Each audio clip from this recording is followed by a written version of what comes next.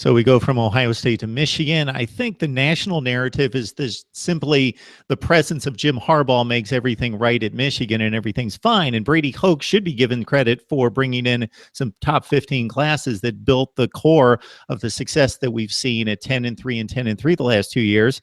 Now Jim Harbaugh tries to continue that, but he's lost a ton of leadership and a ton of talent with all those seniors moving on to the NFL. So where do you think Michigan stands? Well, I think Jim Harbaugh is a terrific coach, and I think he's a great coach at Michigan. I think all he's done is what was expected of him. When Brady was there, they were losing to teams that had lesser talent. That's how you get yourself fired, and that's what happened. What Jim has done at Michigan right away is he has beaten the teams that he has more talent than. That's step one. Step two is a lot harder. Step two is winning the East and competing for the Big Ten championship and the national championship.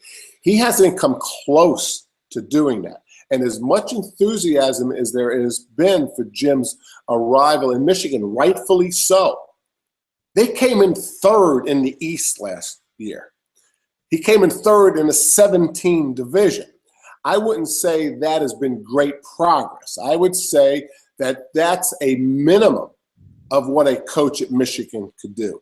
And so I don't think we've seen if Jim can do what people expect him to do at Michigan. He certainly hasn't done what I expected him to do at Michigan. He's underachieved. Another unpopular opinion of mine. And so I think this year, he places a lot of players. I think this will be his biggest test. You have a lot of coaches in the East that are very upset, and that's what's going to make it an incredible division. Mark D'Antonio's not very happy. Urban's not very happy. I hope Harbaugh's not very happy. And James Franklin probably thinks he should have won the Rose Bowl.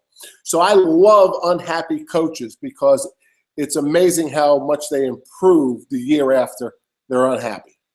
I definitely respect and appreciate your opinion because you know a whole lot more than I do. But, man, I think Michigan was really close last year. Double overtime Ohio State, 1 point loss to Florida State. Third in the East, Mark.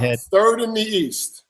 Yeah, that's the bottom line. And, that's what the bottom line has been for everybody else, but it hasn't been that way for Jim, right?